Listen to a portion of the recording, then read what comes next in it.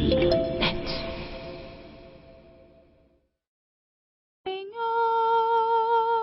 humilhado foi como a flor, machucada no jardim,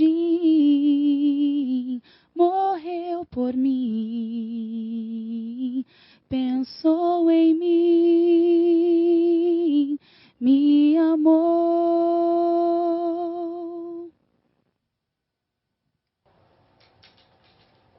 Estamos de volta com o programa Família, recebendo a visita da doutora Marisa Simões, especialista em psicodrama e Jung, e também faz trabalho com dependência química, álcool, drogas e outras compulsões, como compra, jogos, sexo. E você, assinante, se precisar tirar alguma informação, entre em contato conosco através do e-mail programabc@netservicos.com.br, que terá alguém para tirar suas dúvidas, uma vez que nós estamos falando hoje sobre dependência, estamos falando sobre família e sobre o processo de recuperação. E agora há pouquinho, a doutora Marisa estava falando sobre aquela coisa, né, de onde chega a família assim, muito preocupada, quero internar o filho. Ela está dizendo, não é por aí. E agora ela vai falar como é que se procede. Tá.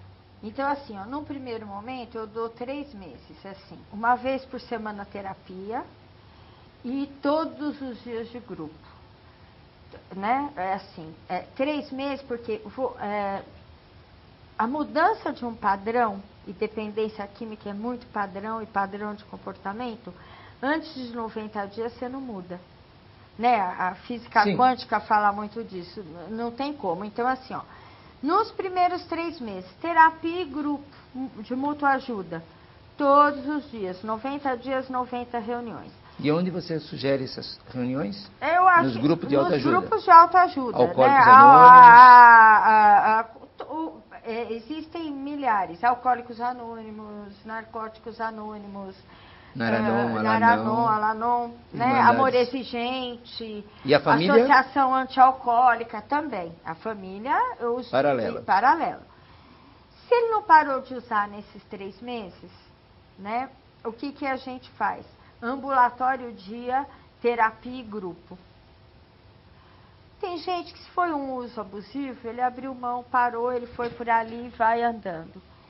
Se ele não parou, então já foram 6 meses, aí internação.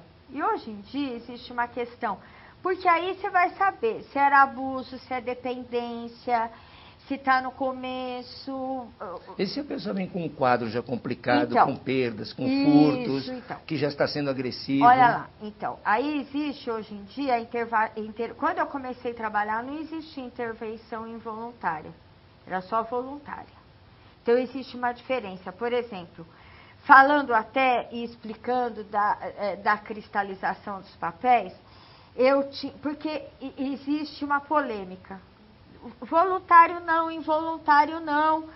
Então, eu acho que a gente tem que sempre ir pelo caminho do meio, Cláudio, cada caso é um. Sem dúvida. Então, eu vou falar 2 casos.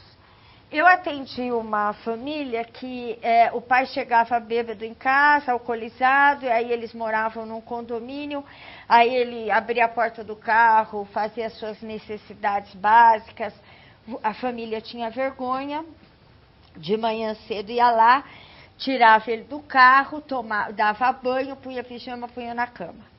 Aí eles iam abordar ele. Falava, olha, pai, ele tinha pagamento. E ele falava, que nada, vocês que vomitaram, vocês que sujaram a minha roupa, eu cheguei, tomei banho e estou dormindo.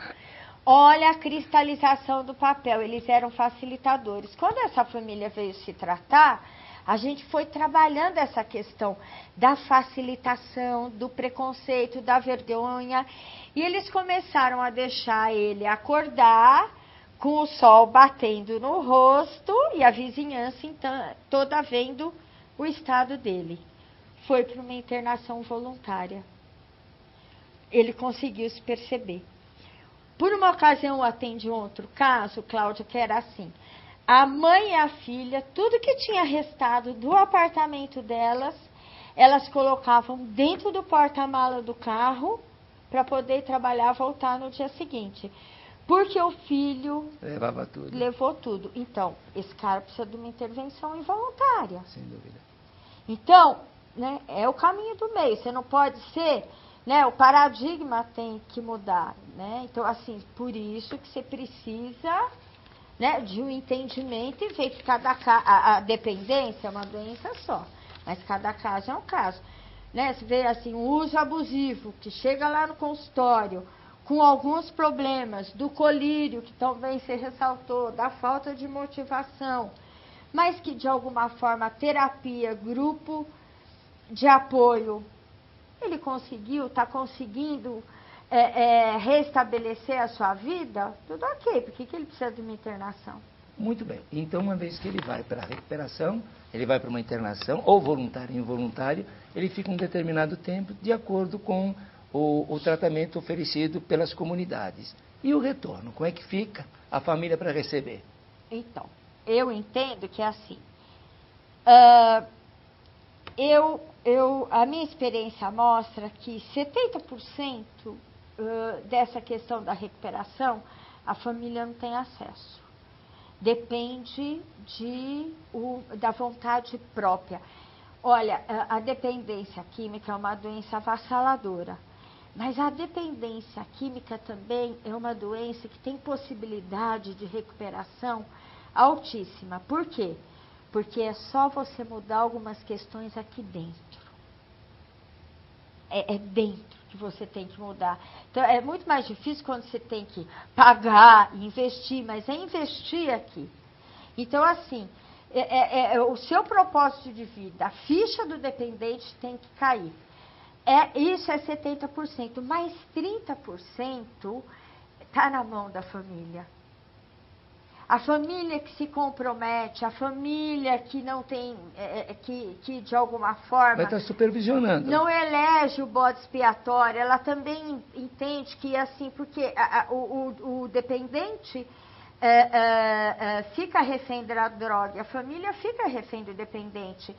O dependente está no fundo de poço, sem trabalho, sem dinheiro, o familiar também, porque ele está pagando a dívida do cara. Ou então, alimentando. Ou alimentando. Então, esses 30% são muito importantes, porque você pode fazer a diferença, colocando limites claros. Por exemplo, uma ocasião recebi a família, nesse 30%, ela pode ter um salto quântico na recuperação ou levar para um fundo de poço maior. Eu tratei de uma família espanhola, e espanhol, português, eles têm o hábito, né, do vinho e da bebida muito forte, né? Então ele dizia assim, a menina estava indo muito bem, Cláudia, ele dizia assim, não posso acreditar que nem no Natal você não possa beber junto com seu pai. Você tem segurança com o papai. Olha, falta de informação. Olha lá, o pai, então, preconceito. Abuso de poder, prepotência, orgulho, que são características... Até da própria família. É porque usar é a cereja do bolo, né, Cláudio? Você sabe disso. A sintomatologia do comportamento da dependência química, que é a questão. Que é a diferença entre abstinência e sobriedade, que vamos falar daqui a pouco. Então, assim, eu já tive pai que foi me confrontar no consultório e falou... Você mandou meu filho para um grupo só de traficante drogado. Daí eu falei para ele, ué, mas o que é o seu filho hoje? Ele não vê. Quer dizer, eles fazem de conta que não vê. Entende? Então, assim, não, pode usar de forma moderada. Álcool não é droga. Como não? Então, qualquer substância... Então, assim, essa informação é absolutamente necessária. Né? E eu acho maravilhoso, assim, o verbo é divino, né? Se sem cura dúvida. pelo verbo. Se cura, sem então, dúvida. olha, família, o seu programa, né? Um verbo divino. Eu acho que já vai constelando toda uma energia. Verdade. De alguma forma, assim, porque você não tem muito acesso. Então aí você já está no processo falando da recuperação, quando você já está falando da família. E a manutenção desse sujeito, você pegaria por onde? Então agora, ele veio para casa, a família tem que estar informada, porque senão o pai vai acabar fazendo esse tipo de coisa, um convite de quem está desinformado, por isso que o tratamento tem que ser... E essa pessoa recaiu, viu? Sem dúvida, com uma família dessa, quando você disse desses 70%, eu acredito que quando falta a família, está faltando muito, principalmente para aqueles que têm. Muito. É por aí? É por aí, porque assim, o dependente químico não adianta você boquejar, falar, tem que... É atitude. E o familiar, ele tem que trabalhar o que ele aguenta. Por exemplo, o familiar tem medo porque assim, quando você não quer mudar, você entende que é porque você é bonzinho, não é. Olha, existe uma frase que eu gosto muito, que é assim, olha, as funções psíquicas mais elevadas, como a consciência, a capacidade de amar, elas ficam fortemente afetadas pelo uso do álcool e das drogas, reduzindo, né, a sua vida a um nível animal. E isso tanto para o drogadicto como para a família. Porque assim, não é uma questão de ser bom, a capacidade de amar do familiar, ela também fica reduzida, porque você não intervém, você não vai para a recuperação. Olha, eu já tive familiar com medo deles virar ladrão, assaltante. O que eles fazem? Eles levam a droga para o filho. Sem dúvida, são facilitadores. Quando eu digo essa capacidade de amar, é porque quando você faz isso, tem um ganho secundário. É o medo, o codependente, ele tem medo da raiva do outro. Ele tem medo do abandono do outro. Porque normalmente, olha, normalmente todo familiar que tem um filho alcoólico é porque teve um pai ou alguém com alcoolismo na família. Sim. Eles não conseguem salvar a família de origem, eles vão querer salvar o filho. Verdade. Isso não é um ato de amor. Ó, a capacidade de amar fica reduzida. Isso é egoísmo. Sem dúvida. Porque eu não quero mexer com questões que são difíceis para mim, aqui dentro. Eu quero dar uma interrompidinha, porque é o seguinte, nós temos aí, assim, nós temos um pessoal que tem essas dificuldades. Sempre nós temos uma plateia aqui, não é? E eu gostaria até que eles fizessem assim, alguma pergunta para preencher e sair até um pouco de alguma coisa para a prática. Quer ver só? Vamos ver lá, ó, uma pergunta boa aí que o povo possa fazer. Eu gostaria de perguntar para a doutora Marisa como eu faço para entrar em contato ou como eu faço para encontrar esses grupos de mútua ajuda. Então, ó, lista telefônica. Você abre a contracapa, tá lá. Alanon, o Google, né? Na internet. Google, internet, recursos dos mais variados, né? Mas assim, porque às vezes, né? Falei lista telefônica, porque às vezes também acaba atendendo uma população que às vezes não tem essa informação, né? Aliás, eles têm até linha direta ao próprio ANA, e você entrando. Tem informação ao público. Abriu a lista telefônica ou entrou no Google, internet, é o que eu digo, né? Hoje existem programas e pessoas assim, de informações. Como o Cláudio, exatamente. Mas vamos lá, uma pergunta mesmo aí, não é? De família que tem dificuldade com o filho, com a família. Doutora Marisa, existem casos em que a própria família é desencadeadora de recaída. Mesmo o indivíduo saindo de um tratamento especializado, a própria família, de certa forma, promove a volta ao uso. Promover a independência desse indivíduo, a autonomia dele, o desligamento do lar, é saudável? É uma medida de prevenção de recaída? Inclusive hoje em dia, existe as casas de meio caminho, elas não são muitas, mas elas existem. Existe um livro que eu gosto muito, chama Pais Tóxicos, né? E que isso sem dúvida nenhuma, às vezes a melhor coisa para o adicto é esse desligamento emocional da família, né? Não é um distanciamento prudente, como nesse caso do pai. Bebe junto comigo. Eu uma vez recebi um menino que os irmãos todos fumavam maconha, né? E ele ficava ali. Porque, veja, a doença também é física. Se a família não altera os hábitos, você não aguenta ficar falando só por hoje, ou o cérebro ele tem uma memória. Você não pode passar pelos mesmos lugares de ativa. Então, na casa tem cerveja, maconha, álcool à vontade. O que acontece? a doença também é física. Então, o cérebro, ele fica pedindo. Por isso existe o evite-se. Porque você não tem estrutura para lidar, para aguentar toda essa carga de neurotransmissor com a memória.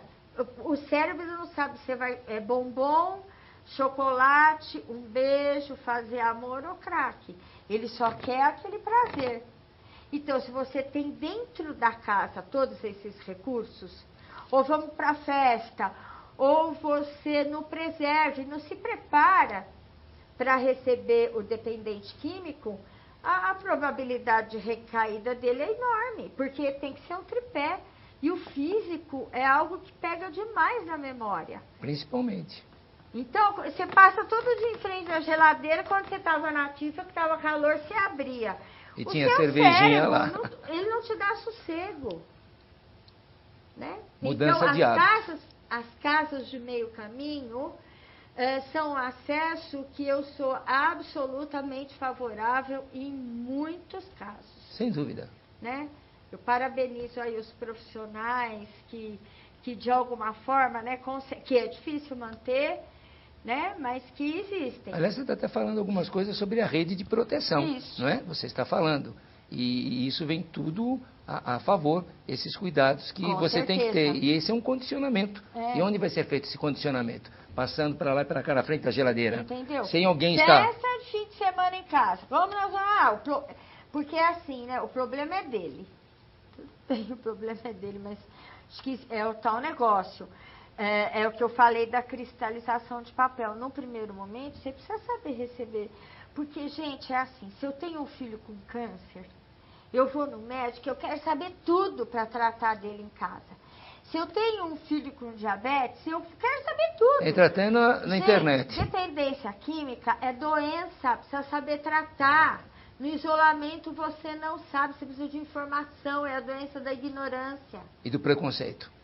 Os adictos manipulam, né? Eles manipulam, eles mentem, eles às vezes voltam para casa e estão bêbados seco, então eles querem brigar para justificar o uso. Você precisa estar preparado para quando... beber é um sintoma. As nuances da dependência química, elas são muito importantes. E onde você vai saber sobre a doença, as nuances da dependência química? Não é no consultório. Então fala sobre essa rede de proteção, até que a família deve ter. Deve não ter. só é o famoso PPR, né? Pronto. Programa de Prevenção a Recaídas. Tanto a família como o adicto ou o alcoólico deve ter. Fala um pouquinho, pode falar. Porque eu acho que de alguma forma, então, olha, porque o que acontece dentro dos grupos de mútua ajuda, aquilo que eu falei do curador ferido, né? Então, assim, existe a terapia do espelho, é a troca de experiência. Então, assim, você chega, o cara, você foi lá no Naranon, eles falam, então, olha, sabe, ele pediu o celular e pediu a chave do carro, mas me avisaram que, de alguma forma, não era para eu dar o celular e eu dei. E, olha, foi horrível, ele começou a... Então, assim, o familiar que chegou fala, nossa, a experiência de dar o celular não foi bom. Então, é assim, é a terapia do espelho. Verdade. Você vai trocando, porque esse tipo de comportamento você não vai ter. Esse tipo de tratamento você não tem no consultório. Por isso, não dá para tratar a dependência E nem em química casa. de Em casa forma vem isolada. acusação. É mais fácil Né? ter acusação Com ou o pai certeza. falar o que falou para o filho. Vamos tomar com o papai, você está seguro. Isso, então, mesmo para o adicto, né? Quando ele chega e assim, álcool, olha, não, sabe o que é? Agora vem a Copa, ele está lá no grupo, em NA. Ele fala, não, eu vou na Copa, os meus amigos são legais, eu vou só encontrá-los, meus amigos de ativa. Aí ele escuta lá na partilha. A minha última recaída foi porque eu fui sair com os meus antigos amigos. Eu não posso, eu tenho que evitar. Então, esse tipo de prevenção... Ele vai ouvir no dia a dia, no grupo. Dia a dia. E a família no grupo vai ouvir um monte de experiências de pais que estão lá na frente, que já têm seus filhos num processo já de trabalho, de casamento, de uma emancipação, ou seja, ainda abstinentes há mais tempo e gozando de uma sobriedade. E essa sobriedade, como você a vê? Então, olha, eu entendo que é assim, né? Abstinência e sobriedade. Tem uma questão que existem alguns passos, né, dentro dos programas de mútua ajuda, porque assim, a dependência química, o problema não é parar, o problema é manter. É verdade. Então, essa questão da manutenção, ela é muito importante. Então, dentro da abstinência, separou o uso. Só que a sobriedade, o que acontece? Você vai, dentro da sobriedade, você vai conseguir perceber que existem alguns defeitos de caráter que eles podem ser detidos a partir do momento que você pratique princípios espirituais. Aqueles famosos 12 passos. Isso. E aí tem uma questão que é assim, olha, o Bill, né, que foi quem fundou